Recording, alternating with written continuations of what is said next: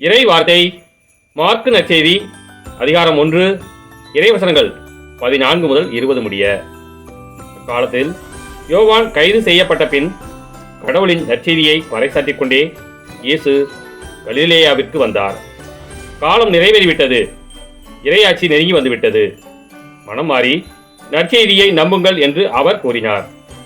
அவர் கலிலேயா கடலோரமாய் சென்றபோது சீமோனையும் அவர் சகோதரரான அந்திரேயாவையும் கண்டார்.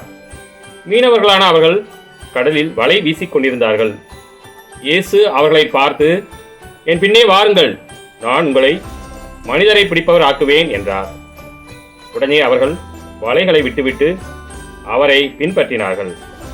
பின்னர் சற்று அப்பால் சென்றபோது செபதேயுவின் மகன் யாக்கோப்பையும் அவர் சகோதரரான யோவானையும் இயேசு கண்டார். அவர்கள் படகில் வலைகளை பழுது பார்த்து கொண்டிருந்தார்கள். உடனே இயேசு அவர்களையும் அழைத்தார். அவர்களும் தங்கள் தந்தை செபதேயுவை கூலியாட்களோடு படகில் விட்டுவிட்டு அவர் பின் சென்றார்கள். கிறிஸ்துவின் நற்செய்தி.